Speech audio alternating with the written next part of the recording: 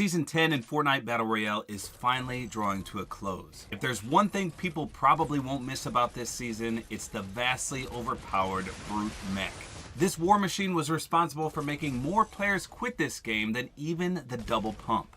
Despite the B.R.U.T being incredibly overpowered, I wanted to see if it was possible to take it all the way to the end of a match 10 times. It may not seem that difficult at first, but I upped the difficulty level by doing solos only. If 2 people manned a B.R.U.T, it went from Super Saiyan to Super Saiyan God, simply because it gained mobility, firepower, and you couldn't self-destruct it. Everyone should be able to agree that a solo B.R.U.T was much easier to dispose of. So I'll be showcasing just the highlights from each match. For those of you that think this would be an easy challenge, trust me, it wasn't. I consider myself a decently skilled player with almost 1,000 wins. And I only managed to take a B.R.U.T to the endgame 10 times in about 200 matches. Surviving an onslaught of bullets in a B.R.U.T the entire match with people trying to land on you and self-destruct is no easy task. Not to mention you have to be able to both move and fire the mech all by yourself in solos. And then of course have the skill level to make it to the very end of a match. So there's the intro for this video. I took a B.R.U.T mech to the end circle in a solo match 10 times, and this is what happened.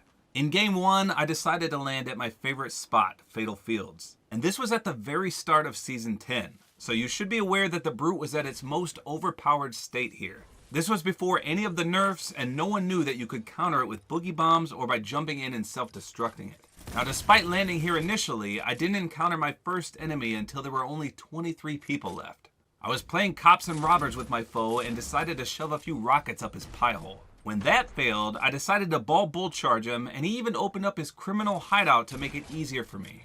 I found my first B.R.U.T with 13 people left in the match. Now remember, at this stage in the B.R.U.T's life cycle, anything you King Kong Bundied with your foot gave you materials. So getting max materials in less than 30 seconds was insane. I encountered my first enemy with 8 people left, giving him a Macho Man Randy Savage elbow drop from the top rope in the process. There was also a second B.R.U.T trying to gank all my kills and destruct me at the same time. Now watch here as the entire lobby focuses on me. This is exactly what I was talking about.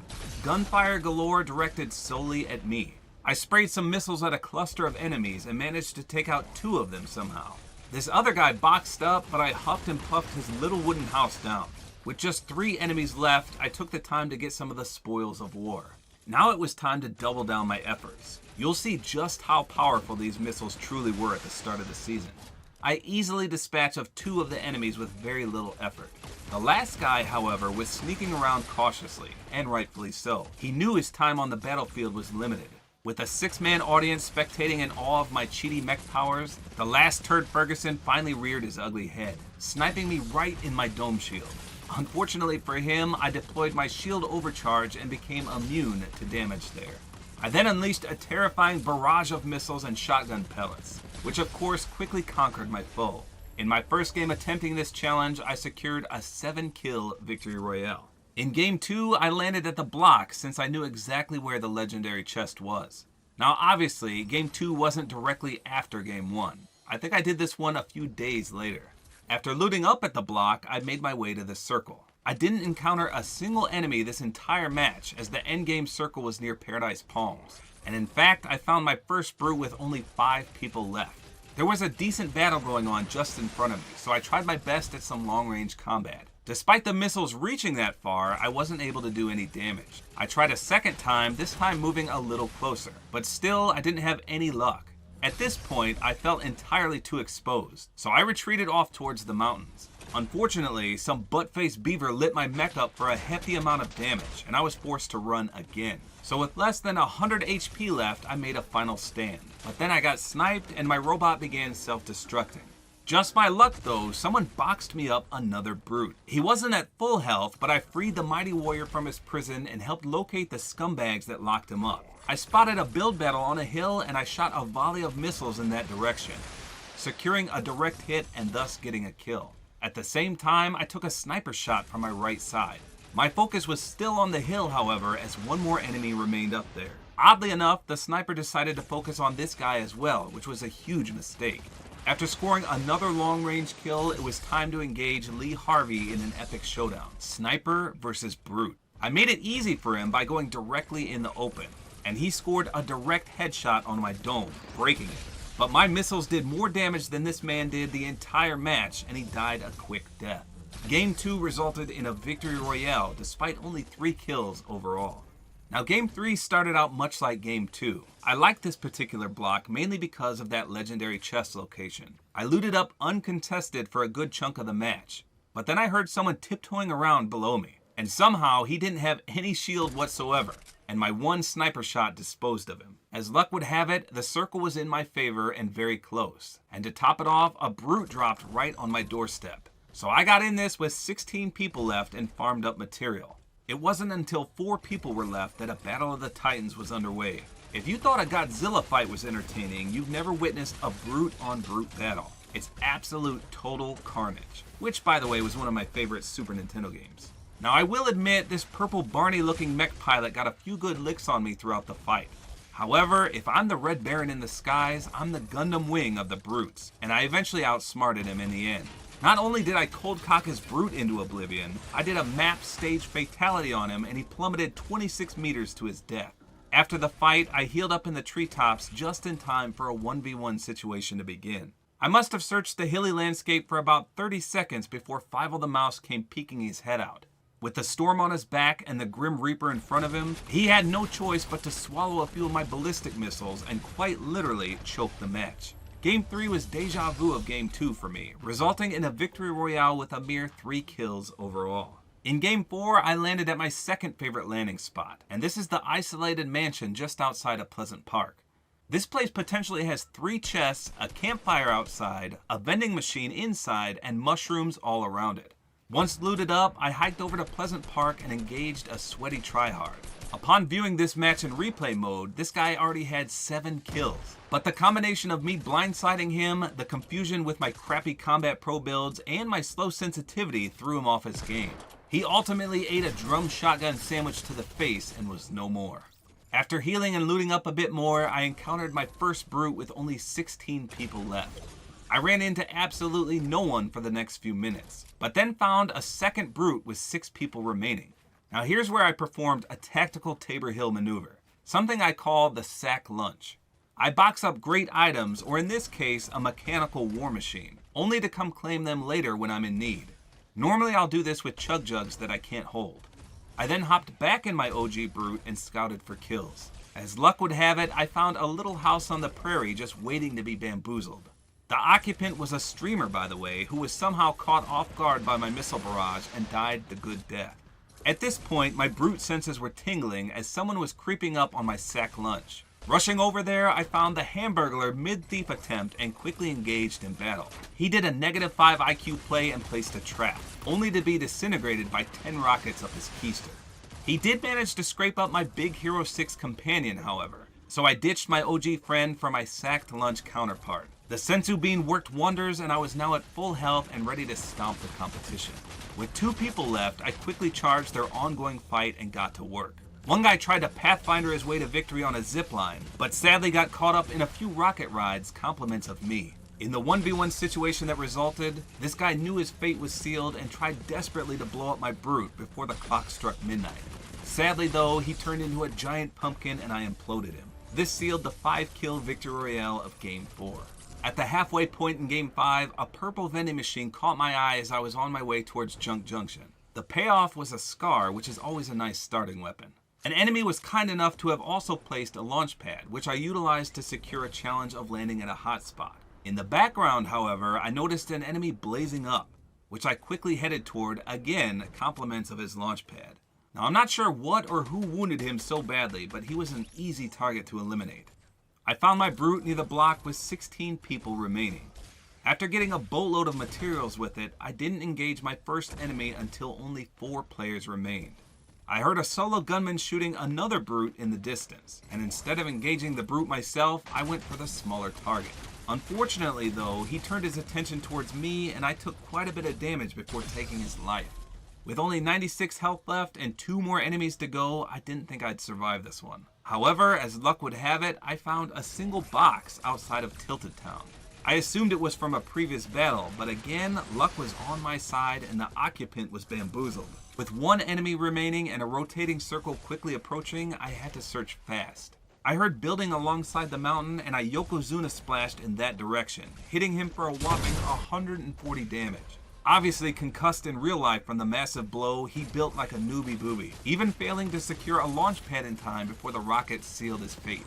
Game 5 was a 4-kill victory royale, compliments of my Brute. Now Game 6 is the turning point in the Brute Warfare saga. I landed in the temporary location Pandora, which, if you weren't aware, gave you full shield instantly.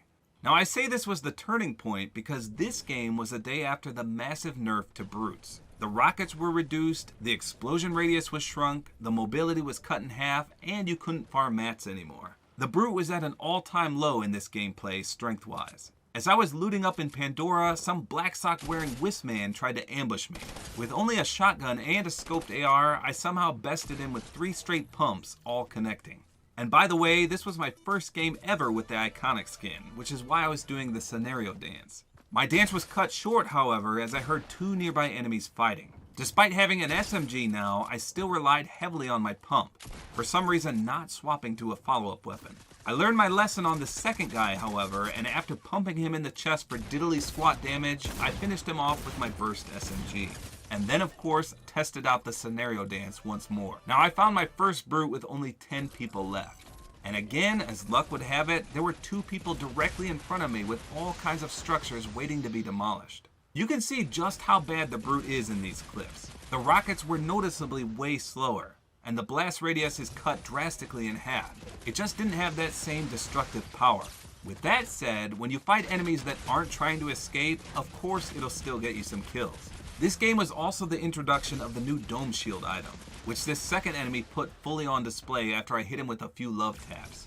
So after repositioning, the enemy tried to launch on me and self-destruct, but I faked an explosive burst jump and Barry Sanders juked him, which threw him completely off target. With the high ground now secured for me, I rained ballistic missiles on his newly built stick house and he bit the dust. And with that, I was in a 1v1 situation. I almost felt bad for my enemy since I was also in Pandora, which means unlimited shields. I edged a little closer, trying my best to stay in Pandora. As the onslaught began, my enemy tried his best to fight back, pushing at me with all the force his little John Wick self could muster. In the end, though, his best just wasn't good enough, even for a nerfed Brute. My Brute managed to do what 3 John Wick movies couldn't do: eliminate the legend from the face of the earth. Game 6 was a 6-kill victory. Now Game 7 started with me landing at Pressure Plant to complete a challenge. This match was on the exact same day as Game 6, which again was when the Brute was at its weakest point in Season 10. There was absolutely no competition at Pressure Plant, and I found my first Brute fairly early with 61 people remaining. Sadly though, I had to rotate the entire length of the match before I found my first target with 20 people left. As it turns out, it was a female soccer skin. And let me tell you, there's nothing more satisfying than bopping one of these players. Now if we fast forward a bit, my Brute took some significant damage as I tried my best to gain the high ground. I then engaged on the man responsible for my damaged goods. He tried to avoid me by building a relentless supply of ceilings and pyramids, but I simply countered this by aiming ahead of him repeatedly. And eventually he succumbed to the cat and mouse game. Now with the circle eliminating my high ground, I had to take a leap of faith and I landed right in front of another enemy. Despite 152 health left and spitting sparks, this guy thought I was Thanos and went for my head. This of course was a big mistake and he paid for it with his life. However, the damage was done. With 28 health left, I took a shot from the last man left, which imploded my Brute. This was the first match I've successfully lost a Brute in the last circle. To make matters worse, he bopped me in the face with a few nice shots as well. So with the death of Krillin the Mech fresh on my mind, I decided to go Super Saiyan and whip out the Kamehame Minigun. With 100,000 bullets raining down on him per second, I'd like to believe that he regretted ever laying a finger on my Brute as he was turned to dust. The relentless volley of bullets and redemption of my lost mechanical mate gave me a 4-kill victory royale. Now Game 8 was again on the exact same day as the last 2 games. You can also tell by my repeated wearing of the iconic skin, which I also received on this same day. I landed at Lazy Lagoon and took half the match to loot up. Somehow though, I was blindsided by an enemy with 32 people remaining. Now I should have been dead here, but I made good use of the dome shield and completely outsmarted and outplayed my opponent. By rotating in and out of my dome shields and using the rocks as natural cover, he was no match for my situational awareness. Acquiring his minigun, I moved onto the ship and encountered a friendly bot pillaging for loot. The minigun proved too much for him and he was quickly overwhelmed. Little did I know, however, another stowaway came bull charging at me. He was a bit smarter and hit me several times with the combat shotgun, going out in a blaze of glory. Now fast forward to the end game, still without a brute, I managed to minigun yet another enemy who didn't seem to care that his life was ending. It was with 4 enemies left that I grabbed the brute and climbed to the treetops. 2 enemies were duking it out, and you can see just how nerfed the brute missiles were at this point. No splash damage from nearly all of my rockets here. However, with a continued attack, I managed to eventually get one of them. I spent the next 30 seconds chasing the retreating enemy with my rockets, while the final guy sat back and watched, occasionally plinking me with a sniper. Now if he was smart here, he would have sprayed my brute at this point to make me self-destruct. I eventually finished off the retreating scallywag and doubled down on the clueless sniper. The problem was, I couldn't see him or hear him. I broke a few trees down and eventually saw him scurry like a cockroach, at which point, of course, I stomped a mud hole in him. This resulted in a 7-kill victory royale. Game 9 was a turning point in brute warfare. By this time, everyone knew how to counter the brute. This was recorded near the end of the season, but the brute received another buff. They basically reversed the reduction to splash damage from earlier in the season, so the brute was once again powerful, despite still having a nerf to materials, rockets, and mobility. So I landed at shifty shafts and was quickly overwhelmed, and I ran away like a sissy Barbie girl. Luckily, a brute landed near Tilted Town with 57 people left. Now I had a challenge where I needed to get damage with high ground, so I perched atop a mountain and waited for unsuspecting enemies. I blasted one guy into oblivion, noting that the splash damage was definitely back in full force. After looting my kill, I heard footsteps far below me, so like an eagle stalking his prey, I rained down fire and brimstone on this poor rotating player, eventually getting the better of him in this survival of the fittest battlefield. As I was turning back to rotate towards the circle, I was once again approached from behind. Not wanting to let any kill escape, I quickly disposed of this advancing foe with little effort. Now once I secured my spot in the next circle, a true newbie booby came auto-running by. I did feel bad, but it had to be done, and I put him down with as little pain as possible. Now here's where things got hairy. I bushed my way into the gunner's seat and decided to randomly spray a structure. As it turns out, there was someone camping inside. Now fast forwarding a little, I engaged a true competitor, someone with an actual RPG. The problem was, I didn't know it yet. As I engaged his fortress with my rockets, he launched a ball of fire directly at me, which I couldn't react fast enough to. Then we both reloaded and returned fire on each other, but this time I was already adapting. When I saw the second rocket come my way, I instantly countered it with a dome shield. Now I'd like to believe the last thing this guy thought before my rocket entered his face was, "Whoa, nice play." At this point, it was a 1v1 situation and I had 637 health left. I definitely got cocky and thought I had it in the bag. I assumed I was up against a clueless enemy, but he launched a barrage of grenades at me and I couldn't sidestep them. Despite hitting him with a few blasts myself, he kept reapplying shield. So at this point, I got in his face with only 29 health left. But he got a few more hits on me and destroyed my robotic machine. Once again, fueled by rage of my lost friend, I displayed my crappy builds in full force. But I got the last laugh as I dropped my pyramid stair down and blasted his face off, much to his surprise. Game 9, despite losing another brute, resulted in a 7-kill victory royale. So here we go, the final countdown, Game 10. I decided to land at the block for this one. This game was right before the new aim assist changes on console, and I was trying to get a clip of the L2 spamming. As you've seen by my gameplay, I never L2 spammed a target before. But in this clip, again, I was purposely doing it to test it out before the removal of it. As you can see, it worked fairly decently, and I was able to take out one guy and severely damage the second before swapping to my shotgun. Now at this point, I decided to go on a sniping spree. Using the purple heavy sniper, I whiffed on a Marty McFly hoverboarder, but managed to land a nice headshot as he toppled down. I quickly looted my kill and then observed a build battle somewhat close by. I saw an opportunity for a 150 damage foot shot and secured it nicely. The remaining enemy thought the coast was clear and tried to escape, only to get half his head blown off in the process. Now as I continued on, an enemy launched right over my head and I dinged him twice, but not for much damage. He landed off in the distance, assuming his safety. Little did he know, I was Doc Holliday in this game and I bamboozled him with a 209 meter snipe. It was at this point I found my first brute of the match. With only 6 people left, I hopped in and got to work by spraying a mountainside hideout. This guy quickly retreated to the other mountain and I tried to give chase, but I was hit from the left by a camping scallywag. He quickly realized he bit off more than he could chew and he panicked as I pushed right towards him. Despite his best efforts to bum rush me, the shotgun and missile combo was just too much to handle and he became my 7th kill.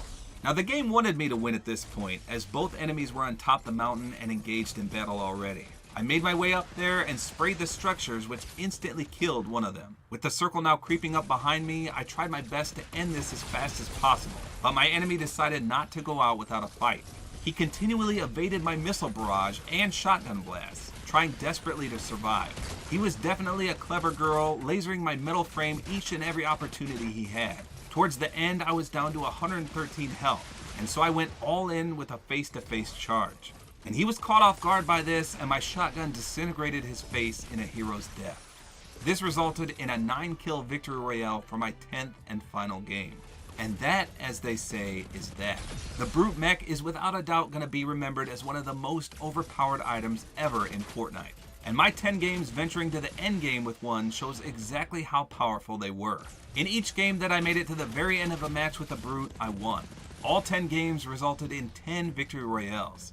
In 2 games, however, the B.R.U.T E was able to be destroyed in the final fight, but that didn't stop me from winning the match. So despite the lesser skilled players who no doubt enjoyed using these gigantic death machines, it's safe to assume that most people will not be sad to see them go come the next season.